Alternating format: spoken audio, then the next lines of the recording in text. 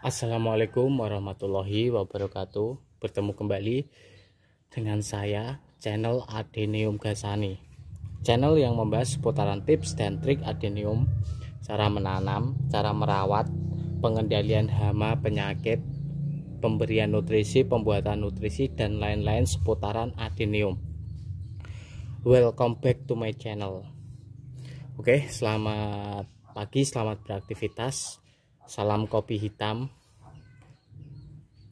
Pada kesempatan video kali ini saya akan mereview dua perbedaan contoh tanaman sliding adenium yang terkena serangan kutu hama kutu merah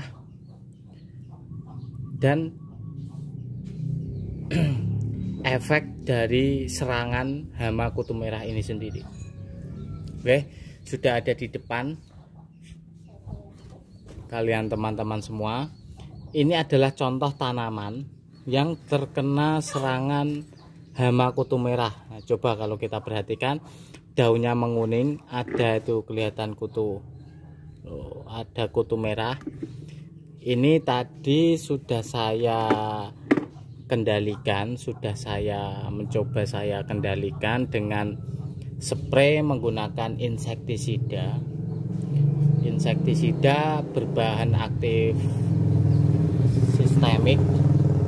Bahan aktif sistemik ini seperti ini.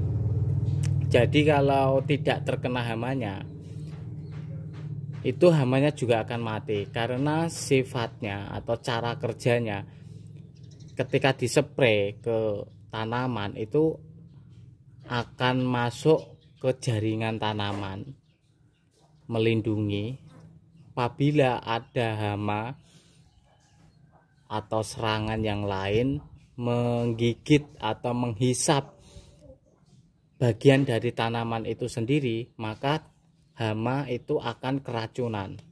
Nah, seperti itu. Inilah keunggulan dari pestisida berbahan aktif sistemik ini sendiri. Jadi kalau adenium seperti ini, seperti yang saya contohkan di video ini depan kalian semua, ini kan cabangnya sangat banyak loh, sangat banyak, sehingga kalau kita spray itu sulit menjangkau ke bawah bagian yang sini, ke bagian bawah yang sini, karena cabangnya sangat banyak, tertutup oleh daun dan cabang. Kalau kita menggunakan pestisida berbahan aktif dengan cara kerja yang kontak, kalau kontak itu harus kena hamanya, karena tidak mempunyai sifat translaminar. Sifat translaminar itu pestisida mampu masuk ke jaringan tanaman untuk melindungi seluruh bagian dari tanaman itu sendiri. Kalau kontak itu syaratnya harus terkena hamanya, baru hamanya akan mati. Kalau tidak terkena hamanya tidak akan mati, karena cara kerja kontak langsung. Berbeda dengan cara kerja yang sistemik. Kalau cara kerja yang sistemik, kalau tidak terkena hamanya, itu pestisida akan masuk ke jaringan tanaman dengan cara kerja translaminar itu tadi, akan melindungi seluruh jaringan tanaman. Jadi kalau kita spray ke sini, ke atas misalnya, ini nanti akan masuk melalui stomata daun.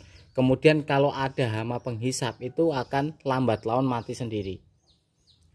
Kalau matinya itu butuh waktu sekitar 1-2 hari lah, secara teori seperti itu. Tapi tidak ada yang tahu persis kapan matinya. Ada yang menyebut 6-8 jam, ada yang menyebutkan 1-2 hari. Itu masih menjadi kontroversi, karena cara kerja pestisida dan daya bunuh pestisida itu masing-masing. Itu. Jadi hama kutu merah ini dia hinggap di daun. Adenium terutama. Kemudian dia menghisap cairan tanaman melalui daun. Setelah terhisap, maka daun itu akan menguning. Daun akan menguning, meninggalkan warna yang agak pucat, kuning pucat seperti ini. Tuh, ini kuning pucat seperti ini. Setelah terinfeksi oleh hama kutu merah itu sendiri, maka pertumbuhan tanaman akan terhenti, akan stuck. Seperti ini. Untuk saya pribadi, saya share pengalaman ke teman-teman. Cara pengendaliannya itu saya spray menggunakan pestisida berbahan aktif. Cara kerja sistemik itu tadi saya spray, kemudian selang beberapa hari kalau sudah tumbuh mata tunas baru, daun yang lama yang kuning seperti ini akan saya pruning. Daun yang lama akan yang kuning akan saya pruning. Tapi kalau daun itu masih hijau, tidak saya pruning. Seperti itu. Jadi saya jelaskan, saya sarankan memakai pestisida berbahan aktif sistemik. Kalau ditanya pestisida jenis sistemik itu merek apa saja, kalau masalah merek itu banyak. Bahan aktif bisa didapat di toko pertanian teman-teman semua terdekat itu. Kalau yang umum itu bahan aktif imidacloprid, baik itu tepung ataupun cairan.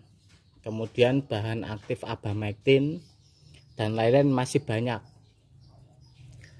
Itu bahan aktif pestisida sistemik yang mampu masuk ke seluruh jaringan tanaman untuk melindungi apabila ada hama penghisap, hama penggigit, hama penggerek dan lain sebagainya. Oke, ini untuk contoh tanaman yang terkena serangan kutu merah. Jadi ini pertumbuhannya terhenti sudah sekitar 1 mingguan ini. 1 minggu saja sudah hampir 70% daunnya menguning, pertumbuhannya stuck, terhenti. Oke, seperti itu. Ini saya tunjukkan contoh tanaman yang sehat, tidak terkena kutu merah loh. Ini tanaman sehat tidak terkena serangan kutu merah loh. Daunnya hijau seger loh. Seluruh sudah saya amati, sudah saya perhatikan, tidak ada serangan hama sekalipun, satupun, maaf. Ini usia sama, semennya juga sama, ID-nya beda. Yang ini Goji kali Nomshot DD, yang tadi yang terkena serangan hama kutu merah itu Goji Montramoakong. Seperti ini contohnya. Tuh, kalau sehat, tanaman sehat itu mata tunas baru muncul. Seperti ini.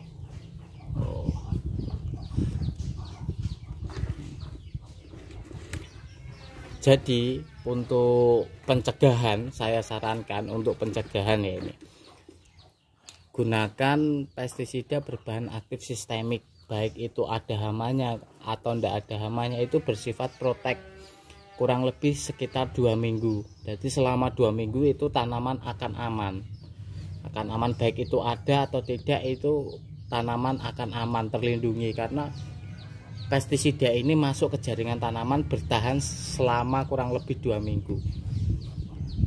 Seperti itu. Jadi saya sarankan melakukan spray secara berkala dengan interval waktu 2 minggu, tidak apa-apa. Seperti itu. Nah, karena ini kena serangan hama kutu merah yang parah, ini saya sendirikan dengan tujuan hama kutu merah yang ada di tanaman ini tidak pindah ke tanaman yang lain. Saya sendirikan loh.